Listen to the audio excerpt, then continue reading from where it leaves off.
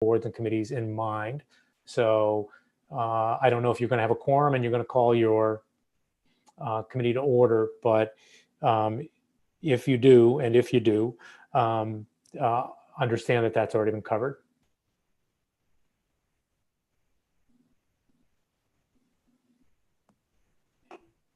And maybe, I mean, it is just a little after 6:30, but maybe can we start bringing people in, and maybe Ms. Luttrell first, and maybe she has a sense of how many members of the planning board might be planning to participate tonight.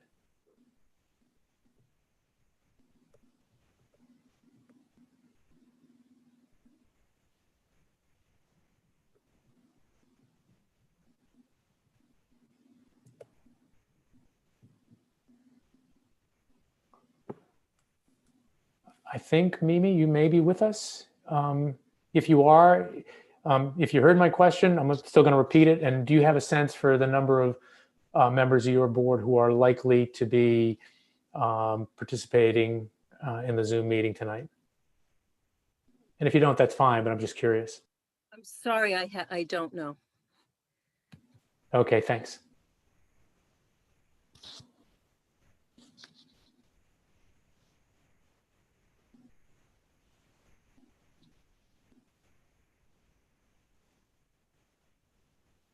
I think, Vanessa, it's fine to bring, why don't we bring members of the EDC over? Okay.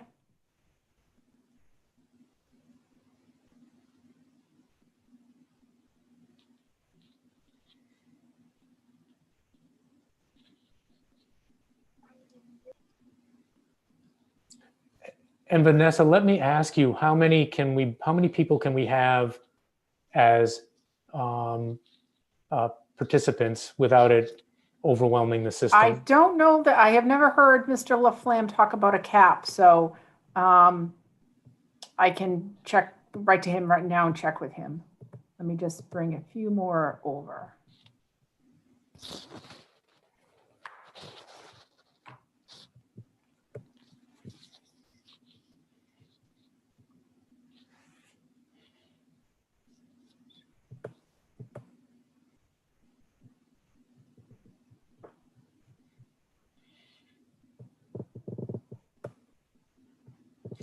I feel like the guy in Jaws. I should have gotten a bigger boat. Pictures are getting smaller and smaller.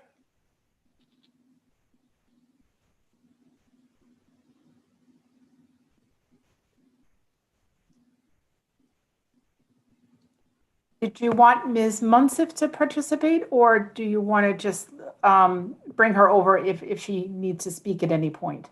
Why don't we've got committee members at this point, correct? Okay, good. Very All right, good. why don't we go with that? And obviously others can hear. And anyone, whether on a committee, not on a committee or otherwise, will have the opportunity to have their say.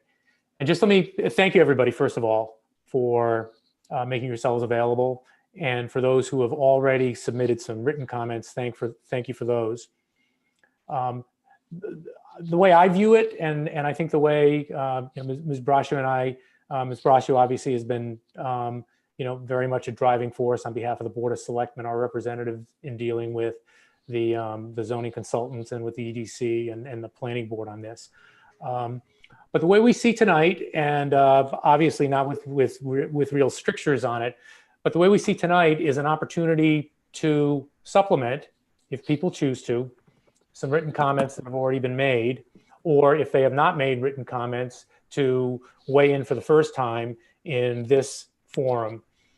The proposed zoning article has been posted and circulated for the downtown area. It's a mixed-use zoning article. The intention is to consider what I will call improvements, or at least potential improvements, to the current zoning in the downtown area. And the process we've been following is there's a consultant who's expert in the ways and wherefores of zoning in the Commonwealth of Massachusetts. has put together a proposal based on her experience with communities that have hopefully mostly similarities with the town of Southborough, and particularly with our downtown area.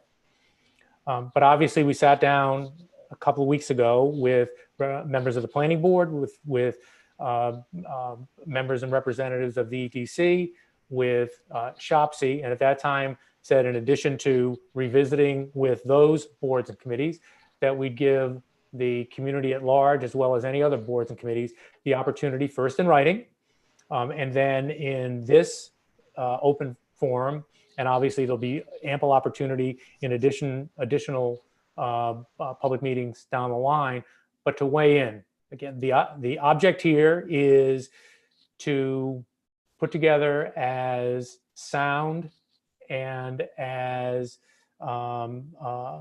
beneficial a potential zoning article as we can to do magic, if we can, with Southborough's downtown area. And with that, I am going to look for, I guess I'll start with Ms. Luttrell. You're the member of the zoning board. You submitted some pretty helpful, extensive written comments. On the one hand, I think they very much speak for themselves, but whether or not you have anything additional that you'd like to add. I'm going to go around to the committee members that are here before I open up it a little broader. Fair enough?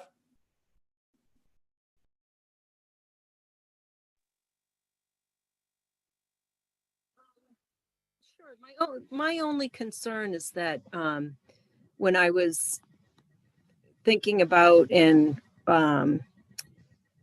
following the EDC through the downtown initiative and went to their forums of the representation that we were looking for, a small walkable village style downtown. And some of the building height and first floor ceiling heights and seemed to me to be pushing more for a bigger, more urban style downtown. There's not a lot of green space that's required. I don't know where we are with sidewalks. A year ago, the DPW was waiting for permission from CSX. I don't know if they ever heard from them, but to have a walkable downtown, you definitely need sidewalks. So that was my only concern. I've looked at other towns that I like their downtown, and they have a 35-foot building height max, and we're 40 and special permit for 45, which is not allowed anywhere else in town, even on Route 9. So I don't know how that is a small, walkable village style downtown if you're looking for 4-story buildings and apartments. So that's my basic comment. Okay, and just I probably should have Ms. Barrett, who's been doing the zoning drafting and has been very helpful from a consulting standpoint, is not here tonight. The plan is to incorporate all of the written comments as well as any additional comments that we get in the forum tonight, and have her come back at a future meeting with reactions, responses, maybe edits or changes based on what she's seen in writing and hears as part of the forum. So Mimi, thanks very much. I don't see anybody else from the planning board, so I'm going to shift to Mr. Wood and see if you and or members of the EDC, again, a number of people submitted written items, whether or not there are any additional comments to supplement those written materials that you'd like to weigh in with tonight. I'm not sure. I just looked at the document today. I apologize briefly.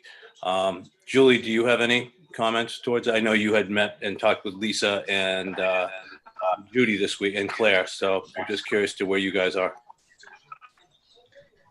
Yeah, sure.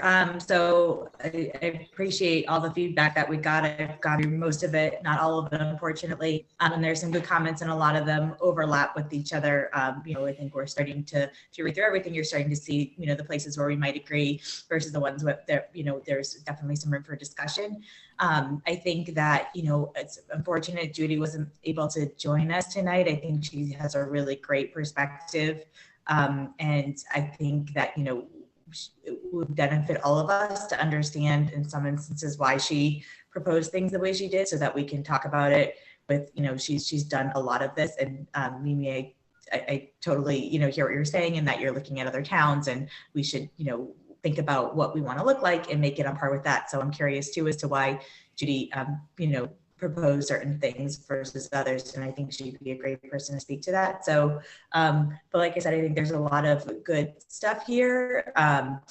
And one comment I just want to make, because it seemed to come up a fair amount, was that there are a lot of details, about that are important details. And I know Mimi mentioned, and the EDC's been talking about this from the beginning, that the whole part of what we wanted to do was not just build big buildings, but we wanted to have a community environment that was walkable, that had open space, that had benches, that had a place to park your bike. And there wasn't a lot of specific detail about this, other than that this was part of that grand vision. I think, and I would want to verify this with Judy, that those are not necessarily the things, and maybe I'm wrong, I don't want to misspeak, but those might not be the things that go into this document. I think we can have some broad guidelines of it, and maybe there is some sort of ratio of, green space to other sorts of space. But a lot of the comments that I've been seeing, I think, are probably, and from everything from facade to, other things, will be more appropriate in a separate design guideline background document. And why I think that might work better is because obviously we know how difficult it is to change a zoning bylaw. We've been trying to do it in our town for, I don't even know how many decades, but I'm hoping we can be successful here, but designs might change. So, having a committee or a review committee, whether it's the planning board or whether it's a separate committee made up of different people who can come together and put together design guidelines that can be changed more easily than having to go, in front of town meeting and go through this whole process with, still the oversight that we're looking for, but the facade that we might now, styles change. Nobody was talking about mixed use 10 years ago in the same way that they are now. And that's sort of the problem that we've run into here. So I think that, in thinking about what our comments are, maybe breaking it up between things that are the true zoning piece of it versus things that are style guidelines. That's all I have for now. Okay, John, anyone else from EDC who, again, either submitted written and wants to supplement or add in?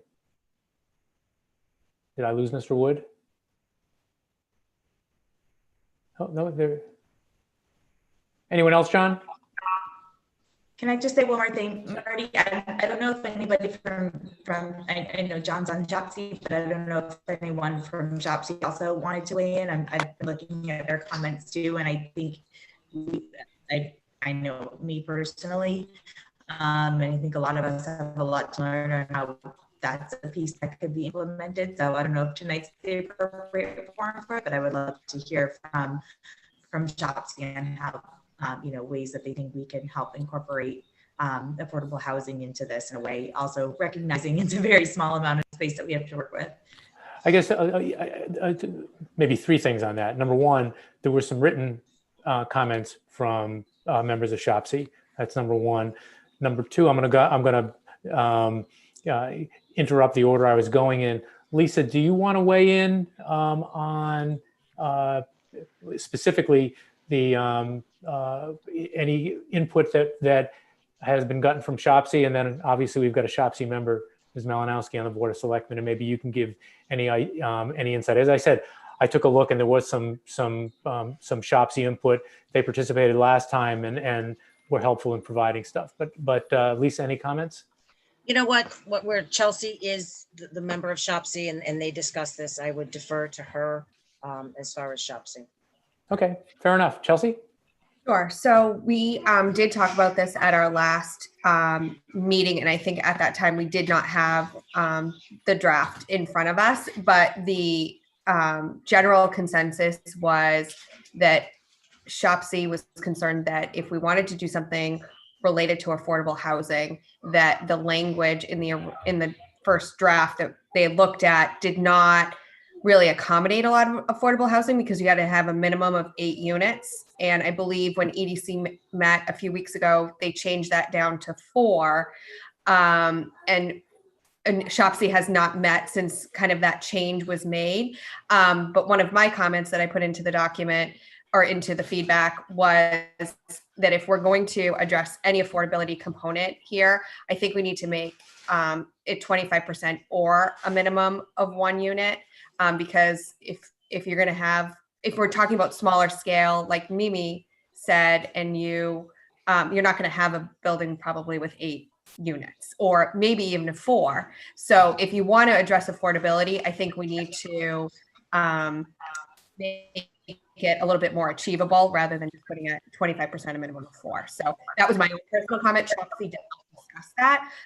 Like I said, we're meeting on Friday. John, I don't know if you have anything else to add from a ShopC perspective. I do actually. We actually changed it as in the EDC and ours. We had changed it to 25% as well because we thought that was too small. We also dropped it down to 4 units of housing. We also had changed it it was an idea, Mr. Stivers, to change it to by ownership or other, so it could be considered rental property as well. So if one of them is an apartment, all 4 units count towards our census for the 40B, which I thought was pretty sharp.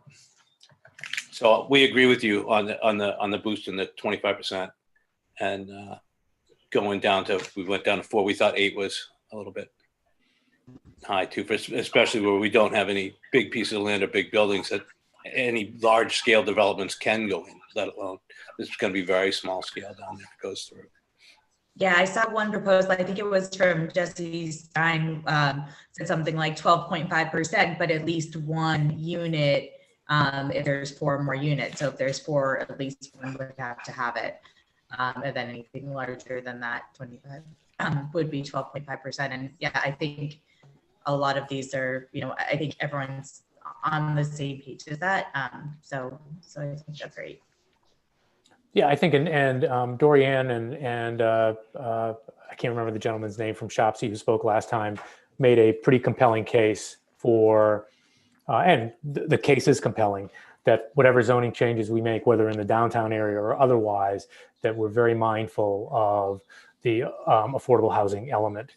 And so I think the comments I saw along those lines were, designed to do exactly what you just described, which is to make sure that we don't have an affordable housing component on paper only, but it's one that makes sense and fits into the what we're trying to accomplish elsewhere with zoning, which is the more modestly sized buildings and the like. Okay, and Mr. Shea and Mr. Stivers, I haven't forgotten about you, but I'm going to give other folks, non-members of the Board of Selectmen, an opportunity to speak first. And before I go, we've just sort of broken it up this way to and bring in some other of the participants. I'll just either Mr. Moorhead or Ms. Duca, do you have either any supplement to written comments you might have submitted or comments tonight about the proposed zoning? I'll go to you first, Mr. Moorhead. I do not. We worked through this document all together a couple weeks ago, and we tweaked a lot of these things, and we were all pretty much on the same board. I mean, we're all trying to do the same thing. I think we're all trying to get to the same resolution and see something built. So I don't have any comments. I think Julie's said it well, and John's taken us in a good direction. So I'm good. All right, terrific. Suzanne, same thing. You seem like you'd be nodding when Mr. Moorhead was speaking. Yep, I'd say the same thing. I think we worked through this at length in our last meeting, and I think we were all kind of on the same page, and that was sort of our goal, was to come out with one cohesive plan. So I think I'm good. Okay, and before I go to folks who are in the participant area right now, Rob Anderson from EDC is still here as well, Mr. That's Chairman. who I was going to next. Thanks, John. Sorry. Yeah, I think Michael and Suzanne and John and Julie have hit on everything. the little bit of flexibility that the zoning will allow will hopefully get some new investment in the downtown, which will hopefully spur the economic development that we want. So I think it's a good change. Okay. I had one thing that I forgot to bring up that I found in another part that Mr. Stivers and Ms. Hollahan had said in regards to the trailers, removing the language to remove for mobile home or travel trailer entirely. My only question is, what if somebody had a fire downtown and they needed a mobile home, temporary housing, or something like that, and that was under to special uses by the Zoning Board of Appeals. It was Section E, Part 3. A mobile home or travel trailer uses a dwelling or business quarters for more than 30 days in a year. One of them said I'd be in favor of removing this language on the mobile home or travel trailer entirely, and the other one said remove no trailers. But I was just saying, what if there was a fire and somebody needed temporary housing? Would we be able to have that still under a special permit? Would that not fall under that? I just want to make sure that this language, if we change it and it allows for, if somebody, God forbid, has a fire and they need temporary housing, that a mobile home can come into their property until they get back in and restored. John, I think that's a fair point, and I think that is not currently in the written comments. I know there was language in there about mobile homes, but the point you just raised, I don't think was in there. There was a written comment by somebody from the planning as well as Mr. Stivers to take that writing out, and I just want to have my opinion that I don't think we should. Okay, fair enough. Maybe change it around to a little bit so it's emergency shelter or something, but I don't think it should be removed completely, just in case. Okay. Of the current panelists, I think I've exhausted. Did you just bring Ms. Houlihan over? Yes, I did. Vanessa? Okay. Hi, Marnie, how are you? I'm good, thanks. How are you? I'm well, thanks. And just to let you know where we are, you may or may not have been listening, but we are, and I know you were one of the people who submitted some written comments. And so this is an opportunity, whether you submitted written comments or not, if you did, to supplement them. Obviously, no obligation to, with any comments as part of this forum. And we've had input so far tonight from members of the planning board and EDC, and we're about to go into our additional participant panel that we've got waiting, but brought you over as a member of the planning board to see if you have anything in addition to the written materials you submitted to add as part of the forum. Thanks. So I did just want to extend to John's comment about it's on page 6 of 14. So it's in this, I don't know what section it is, but there's a comment around section E3, a mobile home or travel trailer used as a dwelling. So I'm fine if there's an emergency use of it, but I think we don't really want it as a permanent staple. Exactly. But if we could just change the language to make sure that there can be exceptions. Yeah, I think that's fine. I think, and then there was and I needed clarity on, and I had asked for clarity on trying to understand the 0.35 or under there was language and even as a planning board member, maybe I should know this, but a section B 1748.4.1b, I did not fully understand the up to maximum floor of 0.35. And I didn't know if anyone could actually explain that to me. Well, I know I can't. Well, Marty, if I may. Okay, Lisa, sure. I think that, I had a couple people reach out to me that had comments, but hadn't had the opportunity to go through the matrix that we have because it came out so late. And I know that unfortunately Judy couldn't be here to answer some more of these technical questions.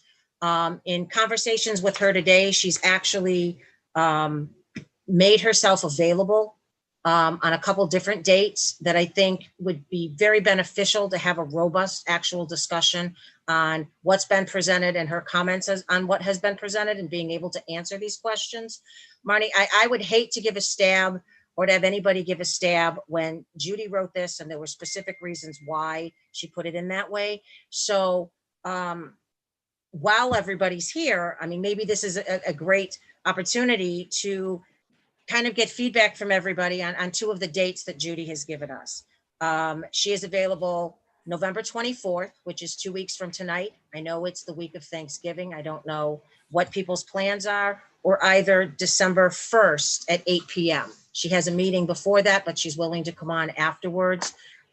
She had provided some initial comments that we didn't share because we were hoping to get something more substantive from her prior to the meeting that we could share with everybody. So I just don't want to go too far down a path without having her be here to be able to, to give her reasonings why she drafted, and to be able to really, Marnie, give you the answer that I think you're looking for. I think most of us could give a stab. There's probably some that have the answer, but I think it's very beneficial in having Judy be the person that answers these questions between the different boards. So again, I probably jumped in, but if we could consider dates, even Marty, while we still have EDC and members of the planning board and members of the Board of Selectmen here, it might be beneficial to plan a joint meeting, again, a robust meeting that we can actually get down into the grid that you have. And if there's any other comments that come in, can be added to the grid prior to the meeting. I think that makes a lot of sense. I guess the only question is, I mean, we've got a meeting on December 1st. This is an important enough issue that we can move things around and accomplish an 8 o'clock start. This is a strange year. Normally, the Tuesday before Thanksgiving would be completely out of bounds, but I don't know. Maybe everybody's just going to be taking walks on the Beals property in Hopkinton State Park the week of the 23rd through the 27th. So, and I think too, Marty, if I can, I don't think we want to get too far down the road. We have momentum as we're moving forward. Boards and committees have commented. Maybe if we open it up for another week of comments, in case there's somebody that didn't have an opportunity to meet, we can have it added, and then we can have the discussion I think we were all hoping to have tonight. So let me ask, I mean, I've got a number of people who I don't need to hear your voice, but who would not be available for a meeting on November 24th, which is the Tuesday of Thanksgiving week? Wow, that's 2020 is a different year, isn't it? Right. Wow. So that's who would it be now? Who would prefer that it not be the 24th and be the 1st instead? At 8 o'clock. It would have to be. I think the 24th sounds like a date that might work. And from a lot of people's perspective, the sooner the better. And Marnie, questions like that. Again, it is unfortunate that Ms. Barrett was not able to join us tonight. But rather than not convene and give folks the opportunity to weigh in, we decided to charge ahead anyway. So thanks for that. Anything else? As I said, I know you submitted an awful lot of stuff in writing. If there's not anything else you want to add tonight, I'm going to shift now to some folks who haven't had a chance to weigh in yet. Do we know when? Hold on a second, John. Sorry. Marnie, are you all set? I'm good, but I do see that Don Morris has joined us, so I don't know if Don has anything to say from the planning board. Okay. While we're pulling Mr. Morris over, what were you going to say, John? Do we know an anticipated date when Ms. Barrett may be able to go through all these comments and give us a document? Because a lot of the questions or comments were very similar in nature, and maybe she'd be able to answer and give us a more revised document that if we're going to be extending the time for people to make comments on, it would be nice to have a streamlined version of this to get all the common ones out and have some of her questions answered. I'm assuming that she's probably got this document already and all this, the matrix last week. So I'm assuming that she was planning on getting that to us within a week or so we could have more debate on it and more questions. So is that a probability? Is that not going to happen? Do we know? I don't think there's a firm date yet, but Lisa or Julie, you can correct me. That doesn't mean we can't give a firm date. That gives ample time for people to absorb it before we sit down again on the 24th. And I think too, John, there was a lot of, and a little bit of feedback that we did get from her today. There was a lot of things that were policy decisions that I think before she truly puts it into a document, and maybe, and maybe Julie, you think differently. I think she wanted to take these comments. I think she wanted to answer some of the questions and get questions herself, answer questions herself. You know, again, there was a lot of policy decisions that had to be made before she could actually create the final document. I think that was one of the reasons why I think our meeting will be very robust on the 24th. Julie, I'm not do you wanna even- add to that. I don't even mean like a final document. I just mean a document that a lot of these, we had the same questions. Like I saw, like Mr. Stein was asking about 25% of what, and myself as well for 25% for the housing aspect. I just think there's some redundancies that would be nice to see scaled down and have her, if she has any questions that she can answer before we have the robust, you know, before that time, everybody can go, oh, if that's already been answered, it might save a bunch of time than everybody wondering the same thing, if possible. If No, not- Donna, I think she's doing that. She was hoping to have something for us tonight, but again, the lateness and getting the matrix and everything. I would imagine, and again, we can certainly have a conversation with her, but I imagine we'll get something this week, because she did answer some of the questions, and I didn't want to share the initial feedback she gave, because we were expecting, well, hoping, I shouldn't say we're expecting, we were hoping to have something in additional to share with everybody tonight, and we didn't. So, I think. Actually, just something I haven't looked at it. I just saw an email pop up from her. So. Okay. And I before I point to you, Mr. Morris, just John, I think there's going to be a little bit of clunkiness because we're trying to push hard on a timeline, and we're trying to push hard to get comments by a certain date, and then we're pushing hard to get a revision based on those comments. But I'd rather do that rather than build in too much lag time, because on the one hand, you know, it's at best 50-50, I think, that we actually have our town meeting in March, but we've got to keep that date in mind. So with that, Mr. Morris, good evening. Good evening, Mr. Chairman. I apologize for being so late. I lost track of the time. This is wonderful momentum, and yes, I plan to be available on the 24th.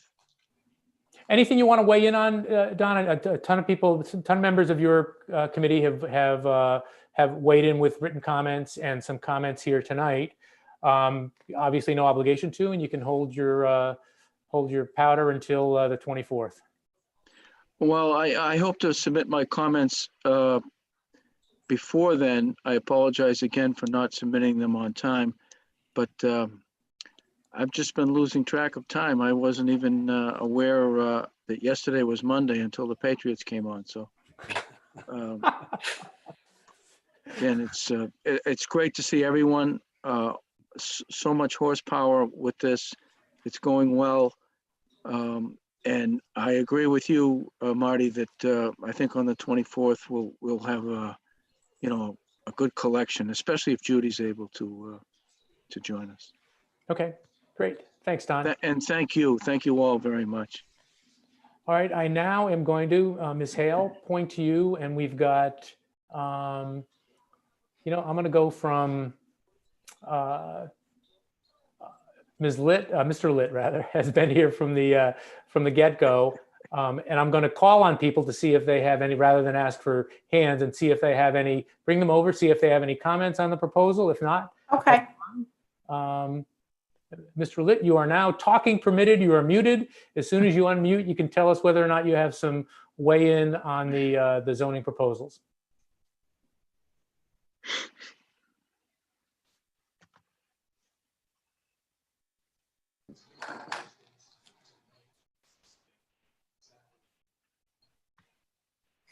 He does not, according to the chat. Yeah, I saw the chat.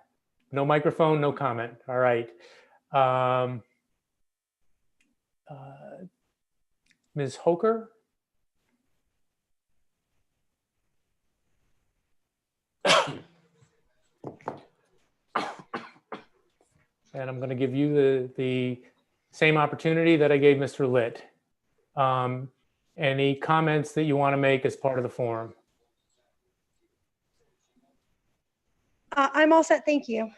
Okay, thanks, Sarah. I'm going to skip over EDC, Marika, for no other reason than I'm going to come back to you as the same, coming back to folks on the Board of Selectmen. Mr. Blaschke from Historical.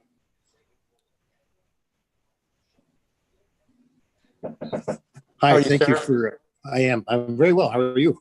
I'm good, thanks. I know I you're did have representing just a couple- Historical, so an opportunity to weigh in if you'd like. Indeed, indeed. I read through the documents and appreciate the comments everyone made. Did not add additional feedback on the forum because I felt much of it was covered. The things that I personally would emphasize are to make sure we're keeping in mind the walkable downtown. So sidewalks to me are essential. Some amount of green space definition, as earlier mentioned, would be very, very important. The minimal heights, maybe a lower height restriction, as also mentioned before, would keep the town, more downtown section more historic, if you will, or at least in that intent. So those are the areas that come to mind personally. The other thing that I'm not a fan of are a lot of multi-unit dwellings that would take on apartments. I did see how it was written that multi-use buildings, buildings could be a shop on the first floor and a few apartments on the second floor and so on, or offices and on the second floor and units above that. As long as it doesn't get to the level of density, because the other thing I couldn't tell in the way it was described, and maybe I didn't read the percentages carefully enough, is what level of density could this result in? Could you wind up with buildings side by side in a more of a row house style or not? So I'd be interested in some feedback on that. But I would think that the density is important. The green and walkable areas are important. And that the other aspect of, even before, if it did go to a multi-unit building, would a permit for such a structure require a perk test or other, septic clearance before doing so? As my understanding secondhand is that that's also very difficult to attain with our current lack of a sewer hookup. So really the two areas I guess I'm interested in is the max density, building to building, and whether or not there'd be some prerequisite before wishing to build a permit on a multi-unit building related to proper septic. All right, I'm going to put you on the spot just very quickly. Mr. Weishan and I have been missing each other, trying to connect by email and phone. Has Historical had the opportunity to consider this proposed article as a body yet, or is that that in the offing? We have not done that as yet, and actually haven't scheduled it as yet. I think maybe from the vantage point that it's in good hands, but it hasn't come hasn't arisen as a need from our vantage point as yet. All right, terrific. Well, thanks for your comments. Any feedback on the questions? Well, I don't think there's much disagreement with what you said. The height thing is going to be interesting because I just know anecdotally that Ms. Barrett had some particular reasons why she put the numbers in that she put. But as Ms. Braccio said, I don't want to put any words in her mouth. My sense is that what you described from both a walkability standpoint, I mean, again, knock on wood, I hope most folks looking at what's happened between Sears Road and the front door of South Row House of Pizza, that is an incredible step forward for walkability in the downtown area. It sure feels that way to me when I walk it. And so that's very much, again, this shows my ignorance in this area. I'm not sure how much of a zoning component the walkability and the sidewalk issue is. By the same token, I know from initiatives that Ms. Galligan is championing and that the Board of Selectmen support, that continuing what the Main Street project has done, as I said, from Sears Road to the area in the middle of downtown, that continuing that sidewalk effort is very much in the front of our minds. Fair enough? I think we lost him, Marty. Okay. All right. Well, thank you, Mr. Blaschke. Ms. Cram, has been with us for a long while, and see if give her the opportunity, see if she has any input.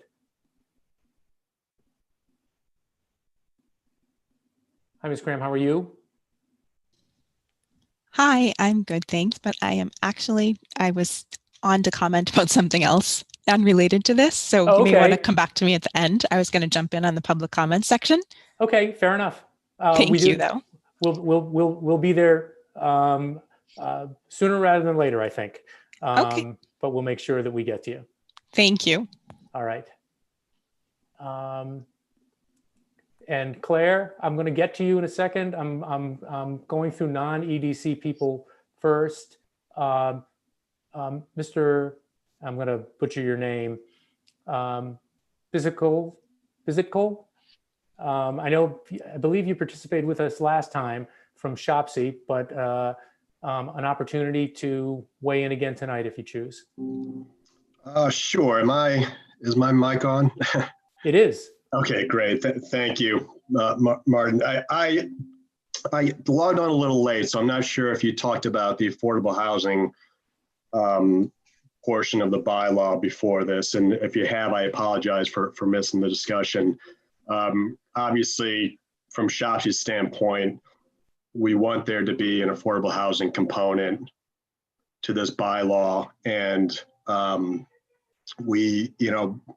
my comments, at least, I'm not sure if I speak on behalf of Shopsy entirely, but I had a couple of comments on the affordable housing section.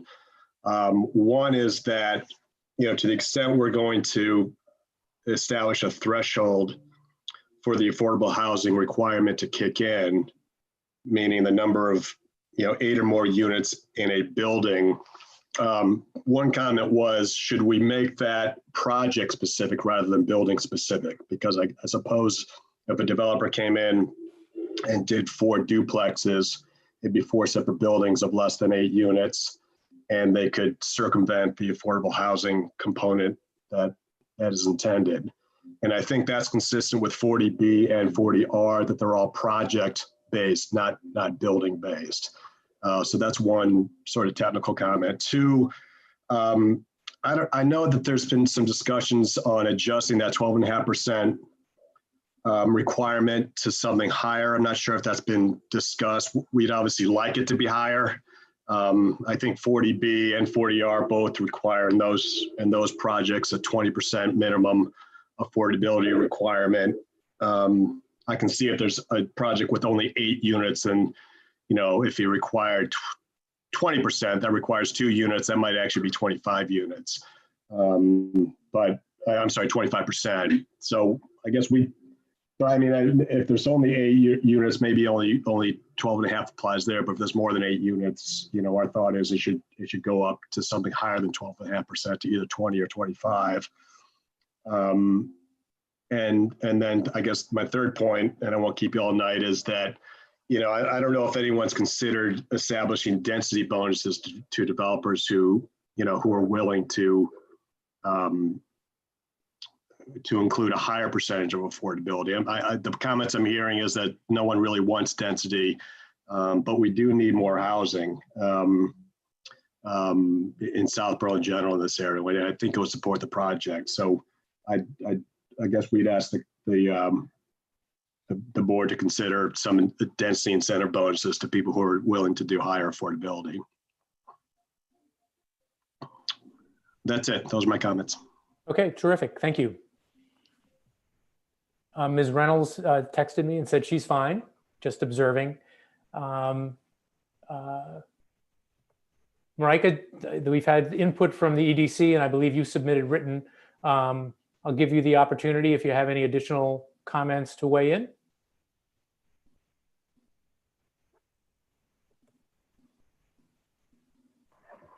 Sorry, I have no comments. Thank you. Okay, great. Thank you very much. And the last person in our, before I get to the other members of the Board of Selectmen, is Ms. Demuria, who I believe may be here for another issue as well, but maybe this one. Ms. Demuria, how are you? Marty, she's on ZBA, just so you're aware. Yep. She's a member. Okay. Hi Good there. evening, how are No, you? yes, very good, thank you. How are you? Good, thanks. Yeah, no, I'm just listening and I have no comments right now. Okay, terrific. Thank you. All right. I have gone through everyone, and now I'm going to turn to you, Mr. Shea, with the opportunity to have reviewed the materials and listen in tonight. Do you have any additional comments that you want to? No additional comments. Looking forward to the discussion once Judy can be here, and hopefully we can, really target in on if there are particular sections that a number of people have commented on. Looking forward to a discussion on that so we can continue to come to consensus on this. Thanks. All right, thanks, Brian. And Mr. Stivers. That makes me last and least, as I understand it. That was not my intent. Couple of comments. I think this is a challenging problem, as a matter of fact. A lot of things that many of us want to see happen in downtown. It's not a lot of space. We don't have a lot of money to invest in it, so we've got to find a way to make it attractive for people to invest.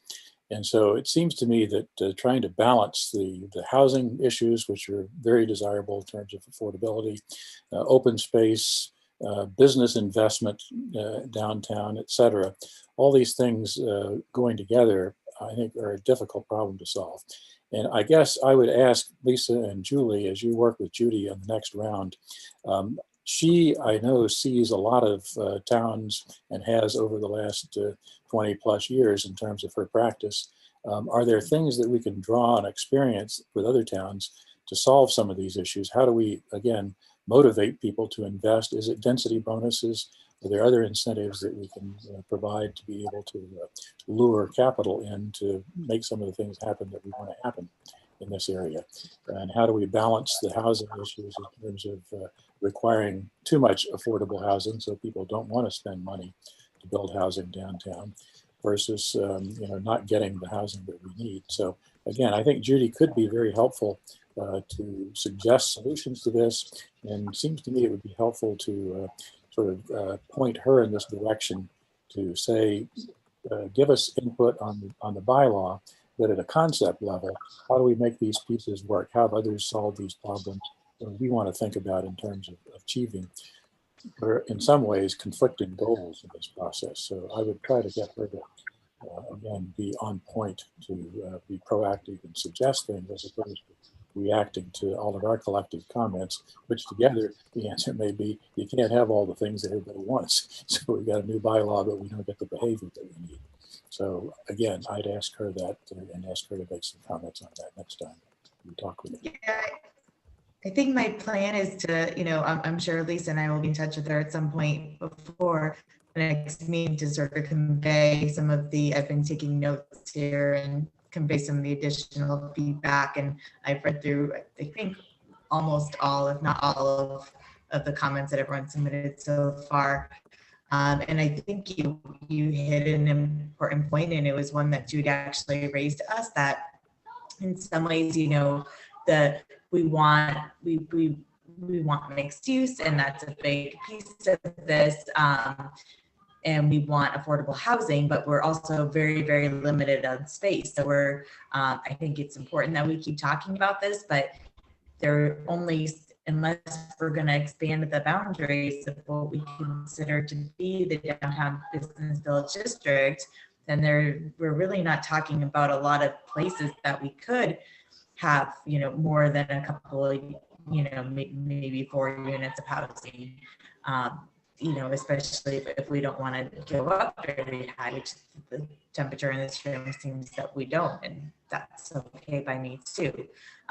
So, you're right. It's balancing these needs, which all should work together, but are going to sort of literally compete for space in the discussion. So, yeah, those are all good. And again, I think that'd be very helpful if she came back to us and said, I understand what everybody wants.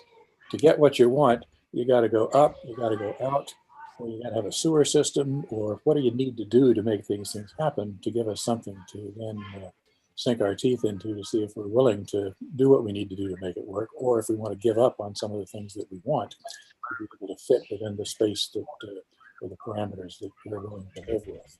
So I'm having trouble myself bounding this problem and seeing, how the dimensions work with one another and what you can have, what you can't have, what it costs you to get flexibility in certain areas.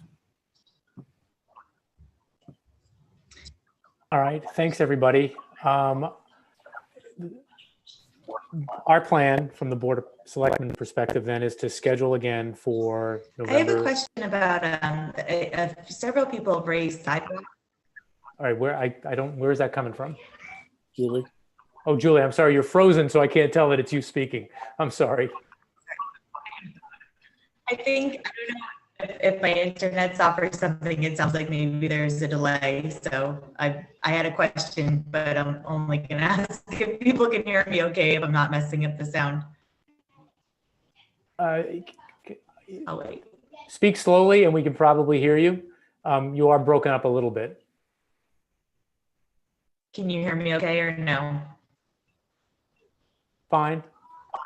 Okay. I just had a question. A few people raised the issue of sidewalks, and that wasn't specifically brought up in the zoning bylaw, although, we did talk about walkability and pedestrian access.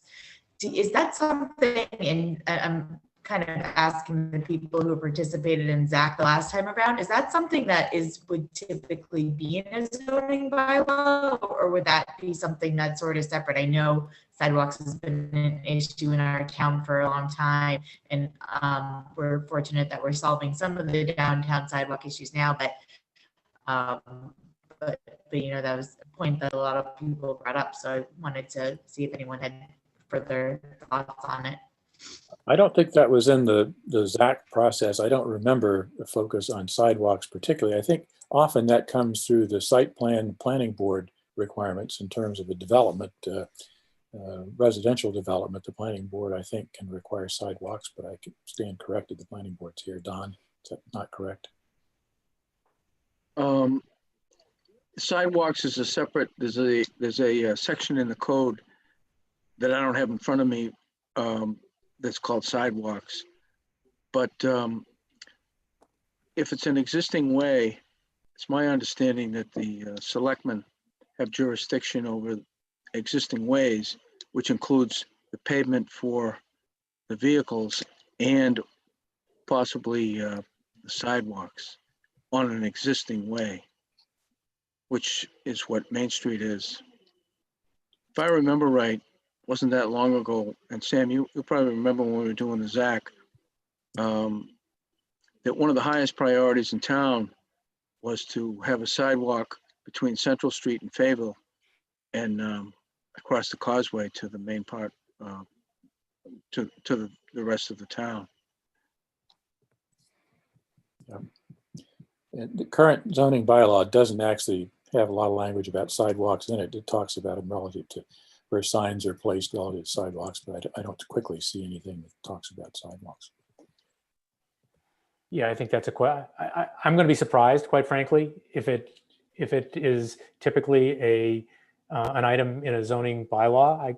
I guess I could be surprised, but by the same token, at least in the primarily in the downtown area, that is half of it. At least, again, half of the downtown area has already been addressed with sidewalks, and the rest of it is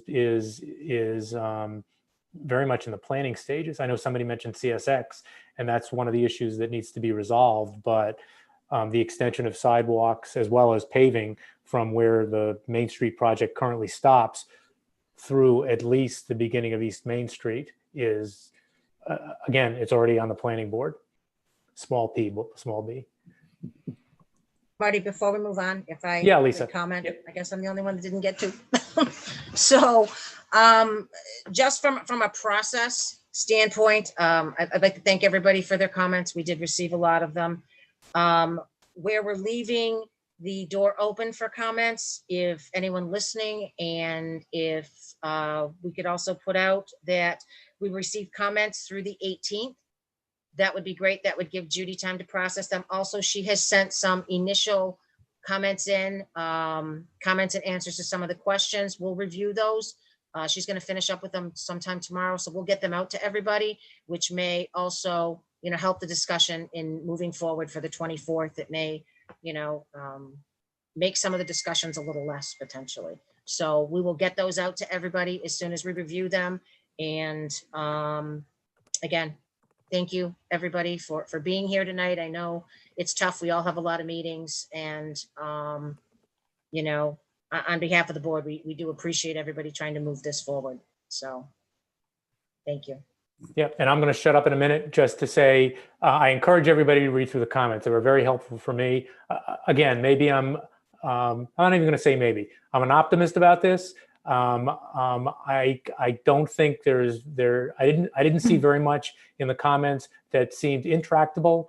And so I'm hopeful with, again, a spirit of getting this done, that on the 24th, we move the ball even farther along and get to a proposed zoning article that accomplishes what all of us, I think, want to get accomplished in downtown, which is to increase its vibrancy but maintain its intimacy.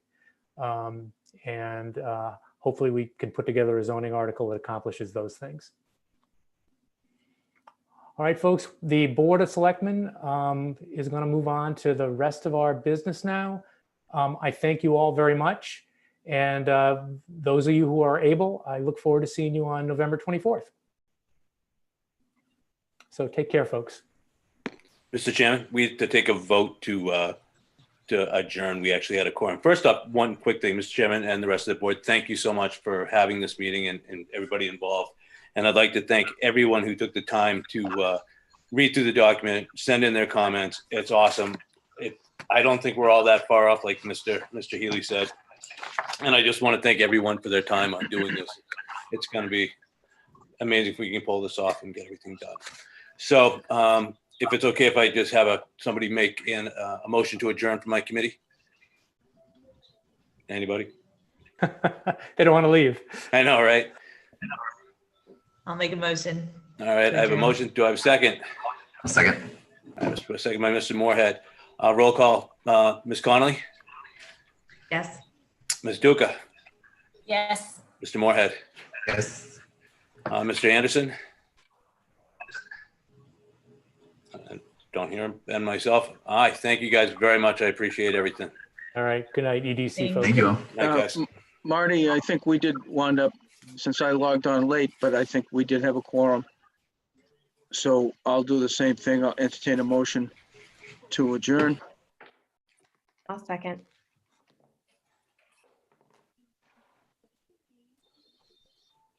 Did you make the motion, Marnie? Oh, motion made. To adjourn our planning board meeting. Motion's been made and seconded. All in favor? Morris, yes. Houlihan, yes. Okay, we're adjourned. Thanks a lot, Marty. All right, Don. Good night. Good night, everybody. Good night. Thanks, everyone.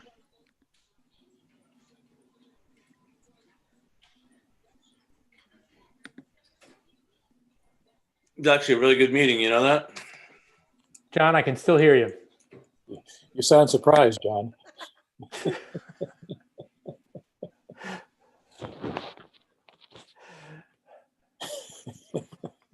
In spite of expectations. Vanessa, tell me when we are reconfigured to back to our meeting. They're all set. Okay. All right. Any other weigh in on either the what we just finished with our forum or the scheduling for November 24th? Okay. Lisa, from our perspective, what do you think comes next along these lines? So I'm sorry, go ahead. No, go ahead. Ask the question. Sorry. No, I was just going to say, it seemed like you said that you and Julie Connolly will be back to Judy Barrett. Thank her for, I know she had issues with a lot of dates in November, so thank her for making herself available on the 24th. That's appreciated. What is your understanding of the process now? We've got some comments and we had some preliminary reply from her. Are you going to give her a deadline to come up? I think John Wood's suggestion was a very good one to get something revised from her, responding to the comments and incorporating them with enough lead time for the 24th, so that the conversation on the 24th is as robust and helpful as possible. So Judy at 7 o'clock tonight sent over a bunch of comments and answers to some of the questions that were asked from the document. She's going to get to the rest of the comments tomorrow. So once we look through them quickly, hopefully we can get them to all the boards and committees tomorrow. I think, Marty, that, and again, I can't speak for Judy, but I would imagine based on some of the questions and the feedback she gave us initially, there's a lot of policy questions. So for her to actually craft this into a document when there are certain things that need to be hashed out and policies decided, I personally think is a little premature. I think though that she can put us in a really good spot. And when she has all the questions, and maybe when she's answered some of the questions, it might be a little easier task. I will certainly ask that question of her tomorrow. I certainly don't want to speak for her, but just from the conversations we've had, yeah. So, and then the process moving forward is, again, hopefully we get the comments out to everybody. And I think that's going to alleviate some of the issues that may be there. That is my hope. And again, I haven't had the opportunity to read through them either. So did that answer your question? It does. It just strikes me that where we want to get with all of this is to eliminate issues. Mm-hmm.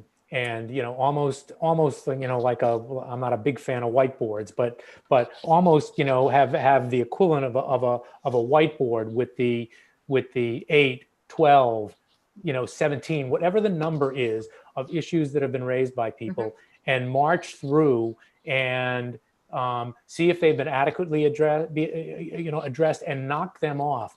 And I suspect there are going to be some issues at the end of the day. I'm not sure what they are. There are issues at the end of the day where you're absolutely right. They are less technical questions than they are policy questions. Yeah. But to the extent we can whittle that down so we know, what the 3 or 5 critical policy questions are, mm-hmm. that have to be resolved. And then I think, Sam, your point is probably a good one, that there's necessary sort of intersection with, okay, this is what you want to do from a policy perspective. What does that mean in terms of the language that goes into the zoning bylaw?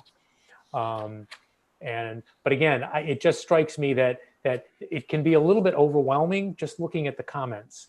That again, individually incredibly helpful, but when you look at the entire body of them, that, oh my goodness, how are we going to get our arms around this? Well, I think the way we get our arms around it is to tick them off. Yep. And this is one we've addressed. This is one we have addressed. So the more that Judy Barrett, or with Judy Barrett's help, we can accomplish that on the 24th, I think that's the real progress that we can make. At least that's my view.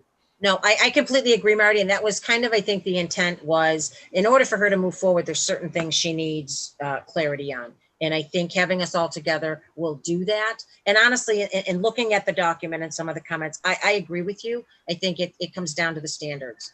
I think the definitions are important, but I think they're minor in nature, and as you go through certain sections. And one of the things I'll say about the matrix that was sent was, these were only the sections that people had comments on. There was large portions of the document that nobody commented on. So I think to keep that in mind, when we look at this document, it's a little overwhelming that there are so many comments, but there were just as many items not commented on. So I think we're further ahead than we potentially think we may be. So I'm optimistic. Okay. Anything else from any other members? Okay, I think we are ready for us now to move off of the downtown initiative discussion and get back to our agenda. And knowing that we've got a public comment, how do people feel about jumping ahead on the public comment. We've had people waiting for a while. Ms. Cram is still there. And see if they're, move public comment up ahead of reports at this point. I don't see disagreement, so I'm going to do that. So we are going to lift public comment from item 7 ahead of item 5, reports. And Ms. Cram, I'm going to start with you. Thank you. I just wanted to confirm receipt of a letter that my neighbors and I sent jointly. I believe my neighbor hand delivered it not last Friday, but the week before to Town Hall. The letter was to the Board of Selectmen and copying the Conservation Commission and I believe the Planning Board, if I remember correctly. And it's regarding a proposed trail in the Bigelow Wildlife Refuge, which is located on Bigelow Road in Southborough. We had been on probably maybe 3 weeks ago, briefly, just to bring this to your attention. So we followed up with the letter and we just wanted to make sure that you received it. And we also wanted to discuss what are the next steps. And then I think my neighbor also said she dropped off a petition on Monday, and I don't know if you've received copies of that either. Just personally, I'm familiar with the letter. I have not seen a petition, Mark. No, I haven't seen a petition either. Okay. Okay, I'll have to follow up with her. Okay. Ms. Cram, this is my understanding of the letter and the issue that was raised in the letter, and that is that currently the issue is before the Conservation Commission. Correct. Okay, and that we are mindful of not stepping on jurisdictional toes. So, if and when the Conservation Commission makes a determination, then there may be a basis for the Board of Selectmen weighing in. But I do not believe there is right now. If other members disagree with me, let me know. But I believe that is the status right now. We are letting the process play itself out before the Conservation Commission before we determine whether or not it's appropriate for us to get involved. And I see nodding by other members of the Board of Selectmen. So do you have a sense, let me ask you, do you have a sense of what the timing is with the Conservation Commission at this point? I believe we are on the agenda for the next meeting on Thursday evening. I think it's been dragged out for a while. I think they may possibly vote on it Thursday, although I'm not 100% sure.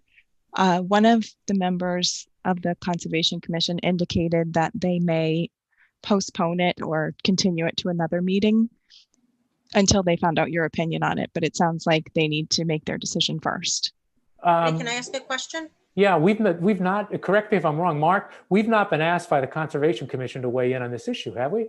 No, I've seen nothing from Ms. Danza seeking that. Okay, all right, Lisa, I'm sorry. No, just if I could ask Ms. Cram just a question.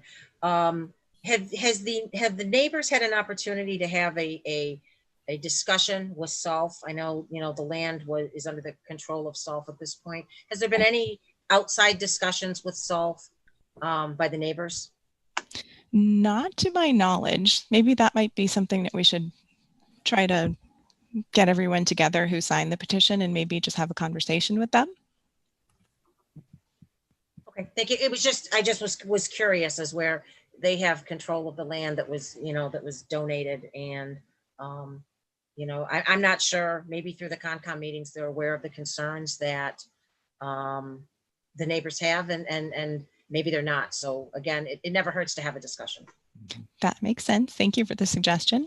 I think, and Ms. Cram, let me just interrupt you for one quick second. The other thing is, Mr. Purple, if you could check with Conservation and to make sure that our understanding as we sit here tonight is correct, and that is that Conservation isn't sitting waiting for something from us before making a determination. Because if they are, then if it's appropriate, we can weigh in. But as I said, Ms. Cram, I'm not aware of any requests or questions posed to us by the Conservation Commission about the determination that they need to make. Marty, this is on their agenda for Thursday night. On their agenda? Their agenda. Yeah, yes. okay. All right, and Ms. Cram, I interrupted you. I honestly I forget what I was saying, but so that all makes plenty of sense. I think maybe we'll just wait and see what happens on the meeting Thursday evening and then bring it back to you if they make a decision. Okay, fair enough. Well, thank you for weighing in on public comment. You're welcome. Thank you for your time. All right, have a good night. Thank you. You as well. And Ms. Houlihan has her hand up.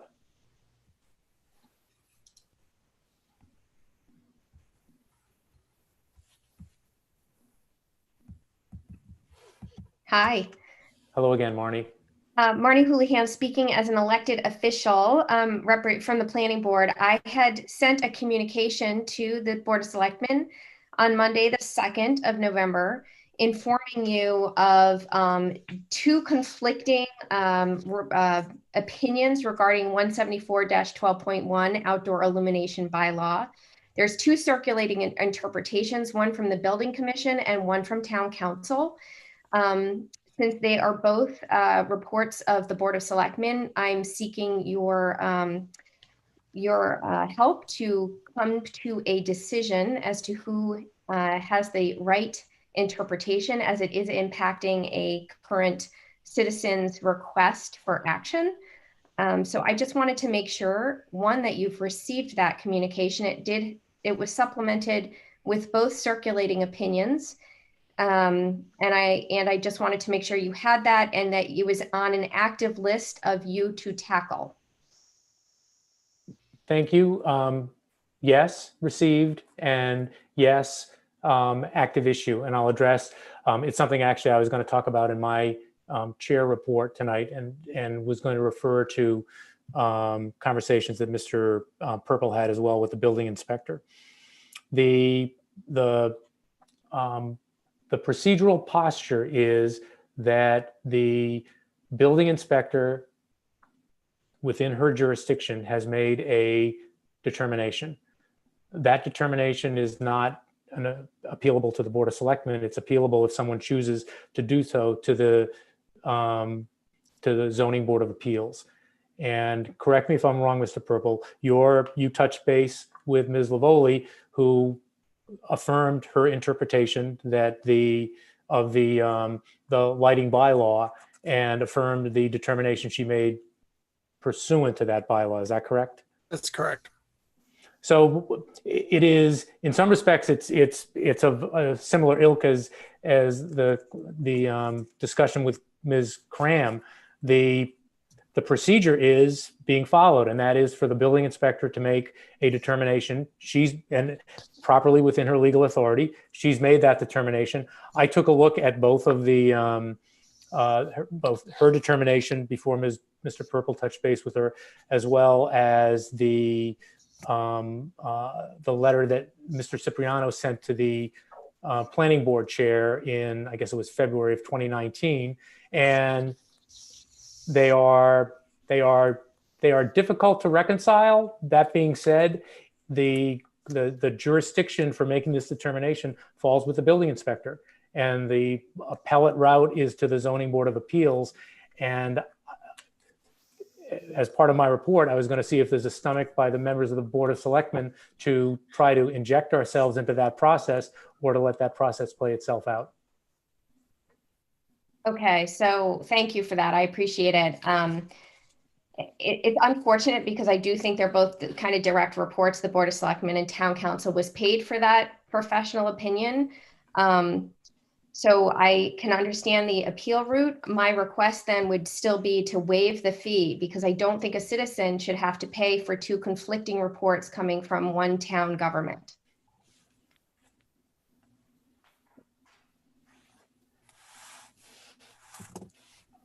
My reaction is that I am not inclined to inject myself as a member of the Board of Selectmen into a process that's already been set up. I certainly get the point you're making. I understand the correspondence and the opinion by Ms. Lavoli. I'm not going to, by deciding to waive an appellate fee or otherwise weigh in on what I think the merits of either of those positions are. but we've got a structure in place, and that the structure and the procedure pursuant to it is being followed. And I'm not inclined to inject myself or to move that the Board of Selectmen inject themselves and to alter that process. That's my view. Thank you, Marty, and board. I appreciate it. I will say, like, moving forward with our outdoor lighting illumination bylaw, should we ever have another town meeting and it comes to the town meeting floor, this is an issue, and one that the Board of Selectmen weighed in on, not to have a heavy hand around enforcement. So herein lies a concern, and I'll just put it out there. I think it'll come back to the planning board. We'll come back with some verbiage to reinstate. But I think this is, it's concerning for me, both as a private citizen and as an elected official. But I appreciate your candor, and I will, I will advise that individual to put an appeal in place. Yeah, and Marnie, just following up on that, because I'm one of the people who specifically raised the enforcement issue.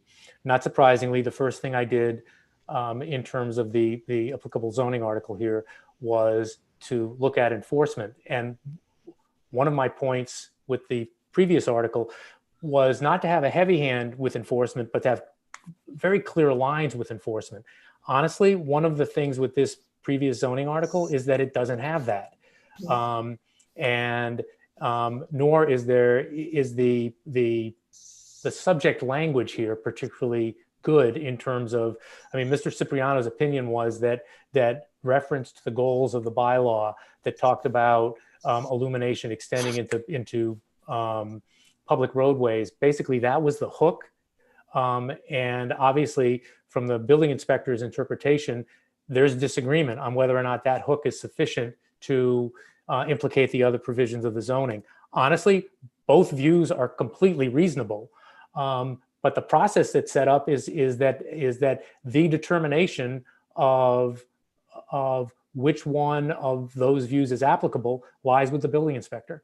And the building inspector made her determination, and it's, at the end of the day, someone can disagree with it, but it's certainly not an unreasonable determination, which is why I think the appropriate way forward here, looking at it from a member of the Board of Selectmen, is to let the process play itself out rather than we, the board, injecting ourselves into that existing process. Thank you. Appreciate that. And we will go back pen to paper to kind of make a little bit more clarity in that, because I agree with you. I think it's ambiguous. So thank you very much for your time. I appreciate you hearing me out. All right. Thank you. Have a good night. Thanks, you too. I think that may be it for public comment. I don't see any other hands raised. Marty, can we go back to that for just 1 second? Sure. So I don't know how anybody else feels about the fee, and is that something maybe that needs to be an agenda item to discuss, waiving of the fee? I'd like to have that discussion, how and when you'd like to do it. I mean, obviously that's up to you. We can, I mean, I'm fine putting it on for the next meeting. As I said, I was planning to bring the issue up, the fact that we'd received the correspondence as part of my chair's report, and see if there was an appetite for having a broader discussion about it. So if there is, that's fine. We can put it on for the 17th. Okay, no, that's fine. And it isn't a process question, just to be clear. I'm not asking to, to talk about the process like you said tonight. I believe the process is in place. And I specifically like to just talk about the fee. That's all. Fair enough. Thank you. All right. Anything else on those issues before I zip through my chair's Marty? report? Yep. I'll make one quick comment. I'm very sympathetic to Ms. Houlihan.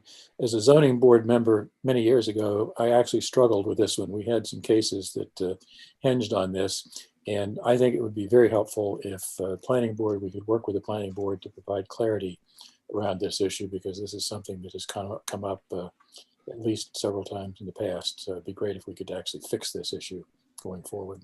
Yeah, I don't disagree with you. And the biggest problem with the existing bylaw is, and I mentioned it, is that the language, again, that the legal opinion ties to is in the goals section. It's not Yeah. in the requirements section. And it is difficult to, and I suspect this is the interpretation by the, or at least part of the interpretation by the building inspector. It is difficult to sort of transmit general language about what the goals are of a bylaw, of a law, of a regulation, whatever, into these are requirements. And so bringing clarity to that, I think, makes an awful lot of sense. But as I said, I also understand how a building inspector charged with the responsibility for interpreting the law and enforcing the law could wrestle with that and come out where she did.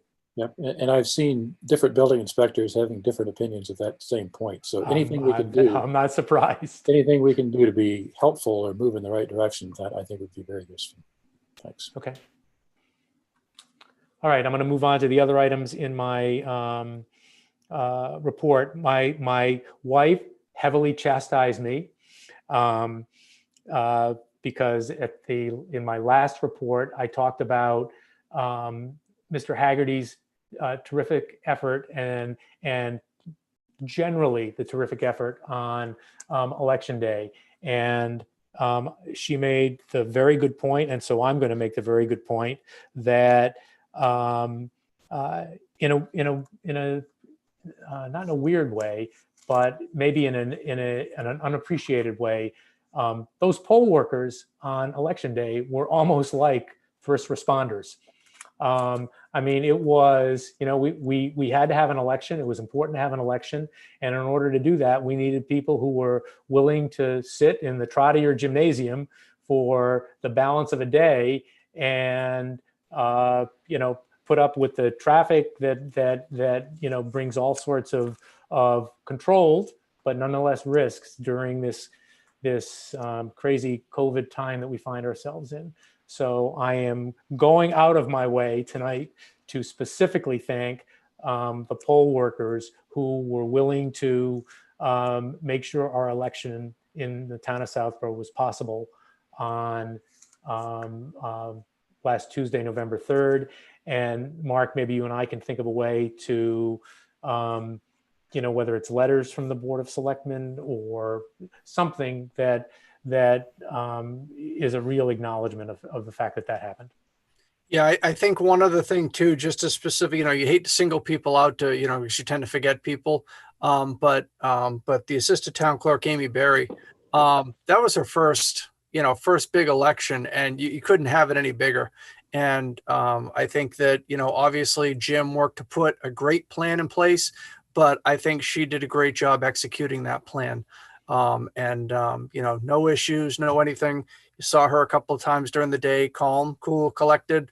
Everything worked great. So kudos to her and also the poll workers. And again, Jim for putting the plan in place, but Amy, for carrying that plan out on Election Day.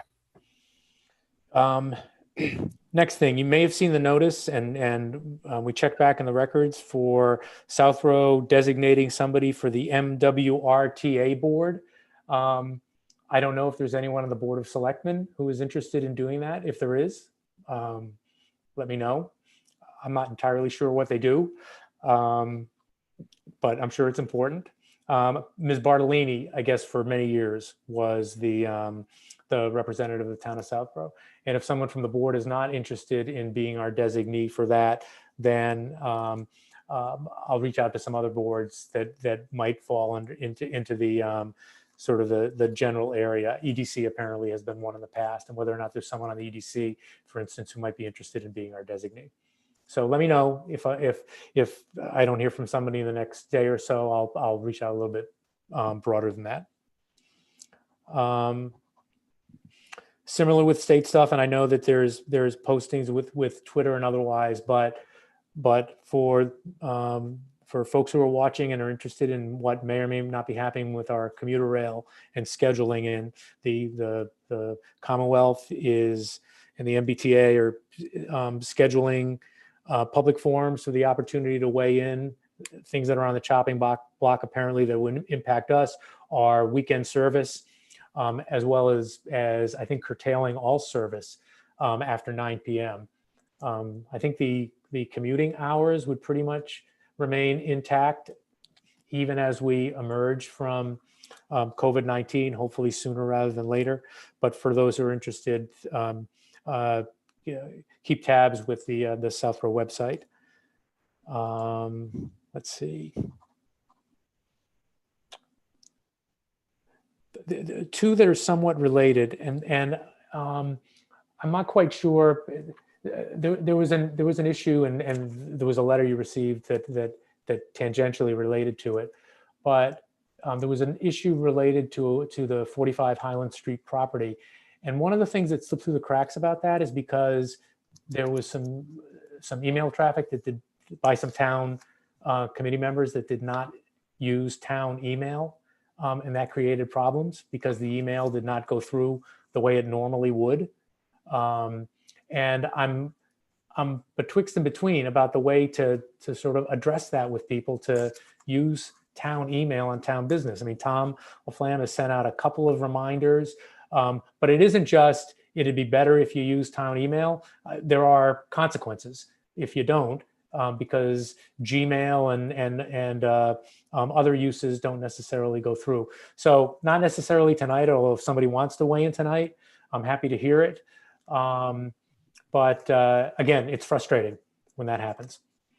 So if you have any ideas, let me know. Again, it doesn't have to be tonight, but let me know down the line about some additional things that we might do to increase the use of town email for town business.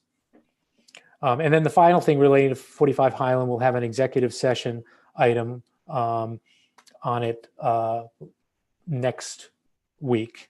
I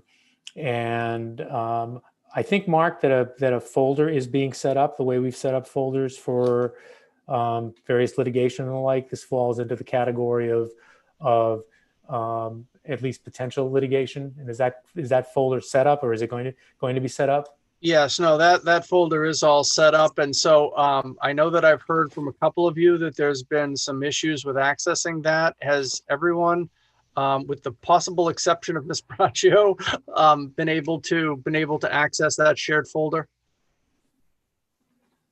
Okay.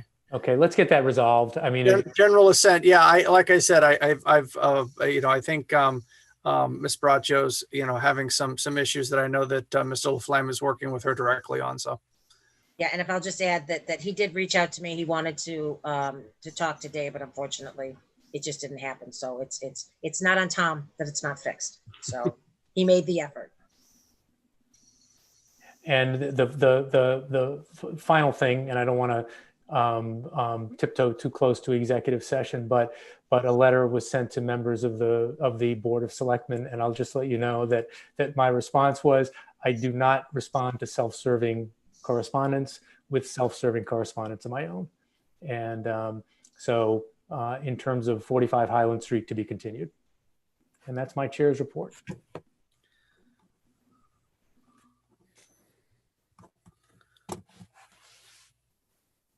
Members' reports. Ms. Braccio? Hi, thank you. Just one thing. I just wanted to reiterate once again that the rent and mortgage program is live. If there's anybody that's watching that may need some assistance, please go to the town website on the COVID page. It gives you all the information you need. We have had a couple of applications come in, which is a definite plus. And we've had a great opportunity to potentially be able to help someone. So thank you. Ms. Malinowski. Thank you. I just had one update. I did watch the Southborough School Committee meeting last night, and they, as part of their financial update, did say that they were looking to use $100,000 out of the CARES funds for testing for COVID. So I just wanted this board to be aware that they're looking for that. And I don't know, Mr. Purple, if you have anything else to add on that, but I know Brian and Carla are coming in next week, and I'm sure we'll see that as part of their report. Yeah, they are. And the only other thing that I will add is I know that they're looking to use a certain amount of the CARES Act money as well for the purchasing of some additional Chromebooks. And I know that I believe that Carla will have some additional detail on that for next week.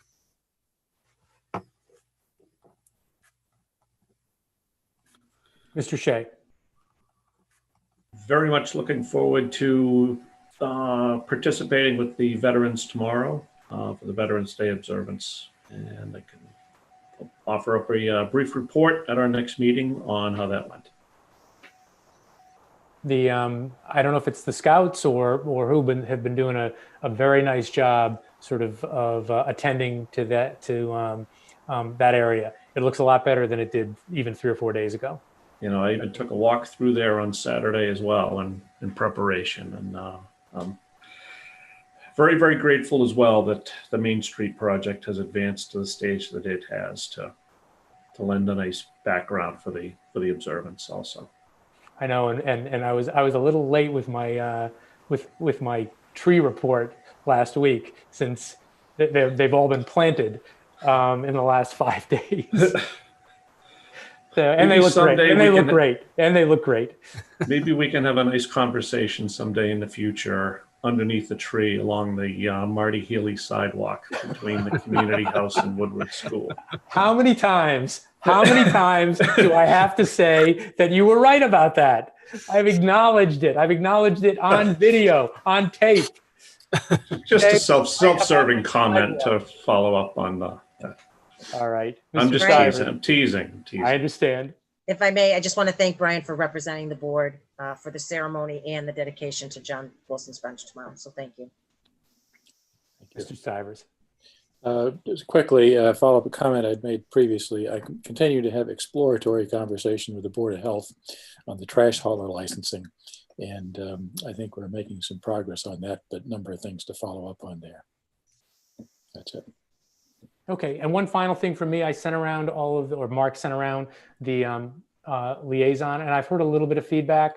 I'll try to jigger those in the maybe in the next day, or not very much, but mainly having to do with Shopsy. And Chelsea, I went back and forth about whether or not it made sense for you to be a liaison since you were on Shopsy, but I've been convinced that it probably does make sense to let you wear both of those hats at the same time. So I'll switch one assignment with that. I think that maybe that's the only one, but I'll let you know in the next day or so. Okay. And hopefully otherwise, folks, I haven't heard outrage. So I'm assuming everybody's at least okay with the first wave of assignments. Okay. I think, Mr. Purple, Town Administrator report. Thank you, Mr. Chairman. Very quickly, so as you may have noticed, the temporary flagpole has been set. American flag is raised. It looks great, and was done just in the nick of time for Veterans Day. And at the chair's direction, that does prevent at least one tree from being planted, because that was where they intended to put one tree. And I do want to thank Karen Galligan for helping navigate that issue at the last minute. But obviously, I think that's only a temporary prevention, because obviously when the temporary flagpole is removed, I believe that a tree is slated to go there and is all set for that. The only other item that I have is just to let the board know, obviously with Tom LaFlamme's resignation, I've been having a preliminary discussion with the school about seeing whether or not, it makes sense for us to consolidate some of our services in the way that we manage our IT. And I'll be having hopefully a more robust discussion with the school on Thursday about that. We've had these conversations in the past since I've been here. We've had them on IT, we've had them on facilities. I don't think that anyone ever disagrees that, there may be a great economy of scale in doing that, but the timing hasn't worked. But again, we need to ask the question just to see if there is a possibility. We do have the position advertised solely as a townside position at this point. So we want to make sure that we don't lose any time, should those discussions not bear fruit. But I will keep the board informed as we move forward in those discussions. That's All right. it.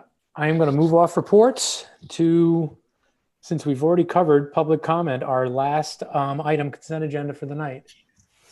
And this is always, I should do a betting pool on how many consent agenda items are going to get held. Are there any consent agenda items to be held? A.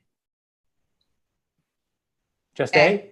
Okay, so I will move that we approve consent agenda items B, or yeah, I guess not items B, C, and D. Second. Seconded by Mr. Stivers. Discussion none. Ms. Braccio. Aye. Ms. Malinowski. Aye. Mr. Shea. Aye. Mr. Stivers. Aye. And Mr. Healy is aye. Item A, open session minutes. Ms. Malinowski. So I just had one change on page 2, row 3. It should be Mr. Malinowski and not Ms. Malinowski. I just want to be clear on who said. I know it's one letter, but I don't know a lot about Jordan.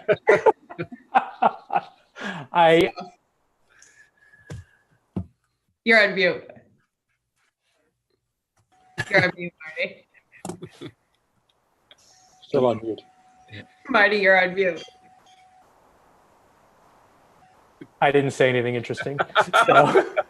So with that correction, I will move to approve consent agenda item A. Second. I'm not sure who seconded. I'll give it to Mr. Stivers. Discussion none. Ms. Braccio. Aye. Ms. Malinowski. Aye. Mr. Shea. Aye. Mr. Stivers. Aye. And Mr. Healy is aye. I move to adjourn. Mr. Shea moves to adjourn. Second. Seconded by Mr. Stivers. Discussion none. Ms. Braccio. Aye. Ms. Malinowski. Aye. Mr. Shea. Aye. Mr. Stivers. Aye. And Mr. Healy is aye. It's going to be a beautiful Veterans Day, everybody. Enjoy. Have a nice evening. Thank This you. is a world record. I don't think we've ever gotten done this early. I know. Head for the hills. Yeah. Bye-bye. Good night. Bye.